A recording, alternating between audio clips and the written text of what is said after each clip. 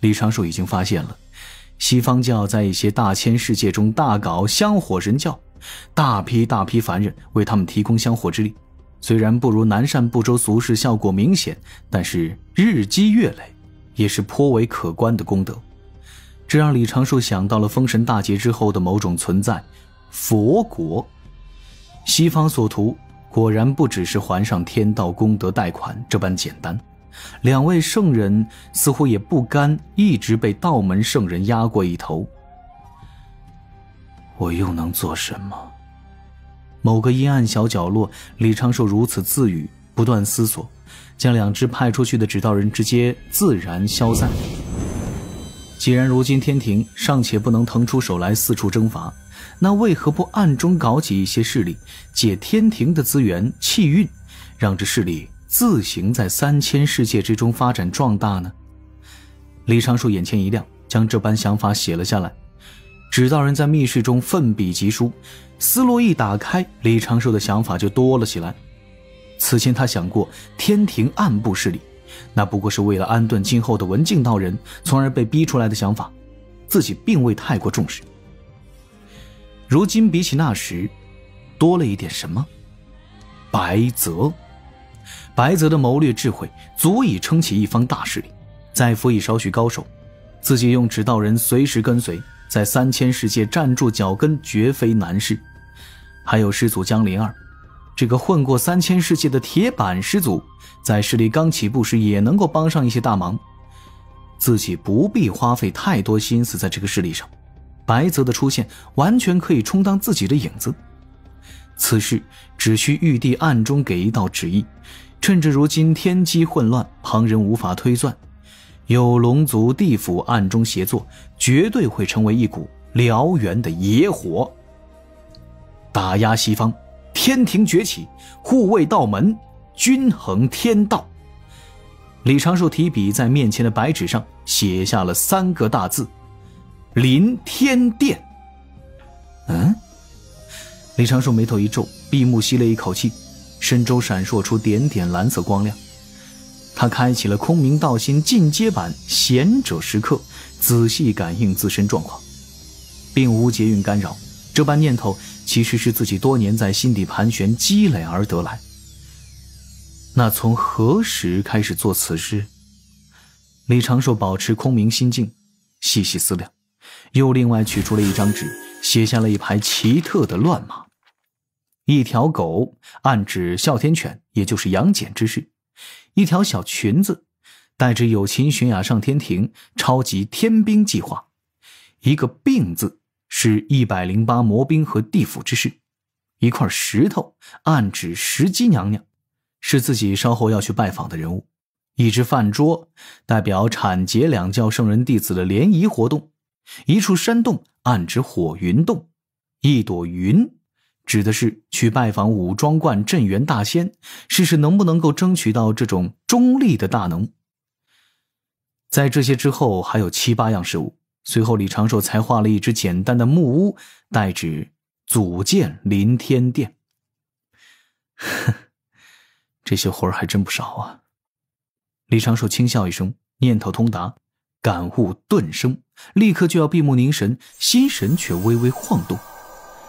在月宫的指导人捕捉到了龙吉正带着他的小姑华云朝着月桂宫而来。华云此时也改了名字，被称作云华仙子，不过2年修为已经是到了真仙境界。他这个修为非是修行而来，而是王母直接赐下的，后面还会提升到天仙境。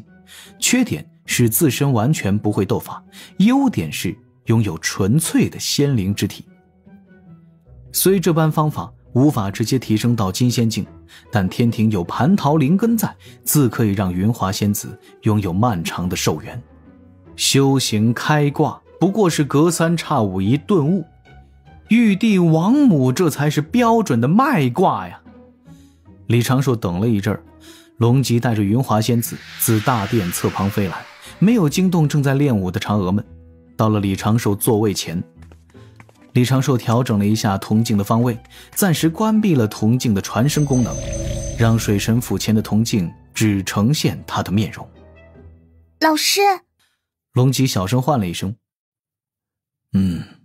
李长寿含笑点头，起身对2位天庭公主行了一个道揖，又招来2只蒲团，示意他们入座。你们过来所谓何事？龙吉主动传声。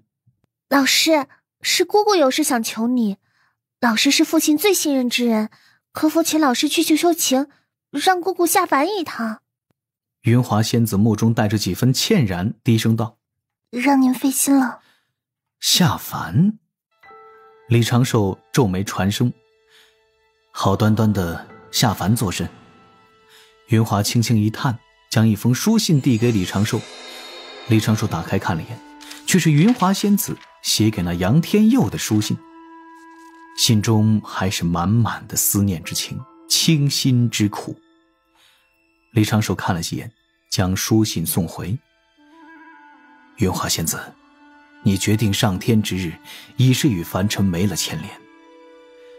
我知你已情根深重，但在此时只能对云华仙子提醒一句：去找陛下吐露实情，只有陛下准许，你这段姻缘才能有结果。陛下也有凡尘历劫之际，早已知晓此事。你若对陛下开诚布公，陛下说不定也能将杨天佑接来天庭，与你团聚。这确实是诞生二郎神杨戬的最完美版本。李长寿甚至已经有把握说服玉帝了，但是可惜他无法强行干涉。这……云华仙子轻轻皱眉，低声浅吟：我始终是有些怕的。若是怕呀，不如忘了吧。我说能忘了。龙吉，李长寿正色道：你不宜再多参与此事，莫要以为自己有一点小聪明就能瞒得过旁人之眼。天庭之中也讲究人言可畏这4个字。言罢，李长寿轻轻挥了挥手，云华仙子眼圈泛红，欠身行礼，转身驾云而去。一旁的龙吉有些欲言又止，但是李长寿此刻的目光无比严厉，让龙吉也是愣了一下，低头称是。几日后，云华仙子住的仙殿中，一抹黑影悄然出现，手指对着睡梦中的云华仙子额头轻轻一点，干扰她的梦境，随之便悄然离开。当这黑影消失无踪之后，仙殿角落中2道身影缓缓现出身形。左侧之人，普通青年道者面容，自是李长寿的指道人；而右侧的那名身着战甲、面带怒色的青年将领，却是玉帝陛下的新化身秦天柱，名字还是李长寿献上的。2个人包裹在仙力结界中，凭云华仙子的修为，自然是无法察觉到他们的行踪。秦天柱低声骂道：这个福源当真该死！陛下，您看云华殿下身周。秦天柱双目闪耀出金光，瞧脸云华仙子背后，看到了一抹浅浅的灰色气息，正缠绕在云华仙子身周。劫运？前几日云华仙子去找小神时，已经是入了劫了，咱们到时不宜妄动。秦天柱深吸了一口气，低声道：长庚盯紧此事，华云若真的应劫，我要那福源不得好死。若云华殿下想要下凡，又当如何？他为劫运驱使，吾也不可做出违背天道意志之事。唉，随他吧。玉帝化身轻叹了一声，随之就咬牙骂道：那个混账杨天佑，多安排他点磨难，非要让他掉层皮不可。有个妹妹容易吗我？云华仙子入梦思情，睡醒已是泪满玉枕，目中痴痴念念，有些魂不守舍，这是明显的入劫征状。李长寿此刻活跃在天庭的2具指道人，一具在月桂宫中开直播，一具就盯在了云华仙子身周。此刻李长寿的心底有一个很大的疑惑，这个福源老道问题也太明显了一点，这跟自爆都没什么区别了。若是北周瘴气一战前，李长寿思考此事，只会从劫运、福缘立场可能产生的后果、最坏的结果等等这些比较常规的方面去审夺。但现在李长寿多加了几个方向，让自己尽可能考虑的足够全面。其一，福缘有没有可能就是半路成了傀儡，并非是原装的二五仔？其二，杨天佑跟脚会不会有问题？其三，圣人有没有直接干预？其四，这有没有可能是对方故意吸引自己注意力的靶子，掩盖他们真正的算计？等等，福缘仙翁是天庭老神仙了，与木工差不多同一时间进入天庭，混的时间久，混到了较高的位置。所谓福缘也是后来改的道号，没有什么厉害的跟脚。如果福缘是早早被人安排好的棋子，所选的发难时机就有点不对。此时天庭已经是要借着大劫崛起，此前有大把的机会能够背刺玉帝，为什么没有利用？综合分析，最有可能的选项反而是福缘老道被人控了心神，或者是被人直接偷了粮换了住。若真是这般，圣人直接出手的可能性就相当大了，约在20%左右。老规矩，若我是背后操控福缘者，我需用他算计什么？李长寿的心底闪烁灵光，捕捉到了一点关键之处。投石问路。对方如此行动，很有可能没有明确的目的，最低限度恶心一下玉帝。最理想的结果就是损害玉帝的威信，从而达到其他目的。此时大劫劫运降临，天地如同一滩浑水，若是能用一颗石头砸出一点浪花，说不定就能产生连锁反应。背后搞事者是西方的可能性自然最大，但是阐教也不能直接排除。当然还要有一个微弱的可能是截教出手，但是这个保持怀疑，不妄下定论，突出一个严谨。用仙石瞧了眼坐在梳妆台前静静出神的云华仙子，李长寿暗中摇了摇头，心神挪移到了旁处。他派出一具指道人扮作天将，奉自己之命去地府查有关杨天佑的跟脚。随之正牌水神指道人这2年来第一次离开太阴星，在天庭之中四处走动，大摇大摆地调查有关云华仙子之事。这一波也是老千层饼了。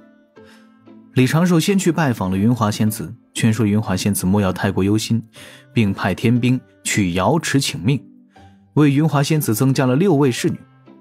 而云华仙子也成了天庭除却王母娘娘之外第2个拥有超过2个仙子侍女的天庭仙人。因天庭男仙女仙分裂，玉帝都没有这待遇。随后李长寿去了姻缘殿中，查看了云华仙子的姻缘红绳，并指着云华仙子与杨天佑的红绳当场发飙。月老啊，这是为何啊？云华仙子乃是玉帝历劫时的亲妹妹，怎么能跟一介凡人缠死了红绳呢？月老老铁吓得一哆嗦，忙道：这绝不是小神干的，水神明鉴。那我问你啊，此处是何地？姻缘殿呢？你是何人？小神是月老。月老面色突感无比苍白，噔噔噔后退几步，看着那已经是锁成了死扣的红绳，下意识的就摸出了金剪刀。李长寿拂尘一甩，把月老给拦了下来，低声道：此时天地间劫运已显，此事透着一股子蹊跷，月老你当真要捡？月老又哆嗦了一下，心里头仿佛挂了15只木桶，7上8下，口中念着哎呀完了完了完了完了，急得在李长寿面前一阵转圈。哎呀完了，水神救我呀！此事非我能解，你记得，只需一口咬定此事绝非你所做，这死扣也绝非是你打的，并敢为此立下天道誓言。玉帝陛下宅心仁厚，宽宏大量，月老在天庭之中也是劳苦功高，自不会被怪罪。此事我还真是要好好的查下去了。月老可记得最近这20年都有谁来过你姻缘殿？将他们姓名都写下来给我。是，小神这就写。为免月老你遭人暗算，我会在你身后全程用留影球记下你写的过程，务必尽量详细些。多谢水神。月老长叹一声，请李长寿一同去偏殿之中，不断的回忆、思索、讲述，写下了一条条讯息。这20年，哪个神仙、哪个时辰来了此地，说了什么，月老都交代得无比清楚，让李长寿意外的就掌握了10多位天庭仙神的黑料。这些都是小事，李长寿也犯不着跟同殿为臣的同僚过不去。半日之后，李长寿收起了多角度拍摄的7颗留影球，对月老叮嘱一二，让月老最好近期封殿，莫要让任何人进入姻缘殿。月老也一口答应了下来。李长寿前脚刚走，月老就把姻缘殿大门一关，将2个童子扔去外面，举着牌子：月老不在殿中，天道庇护此地。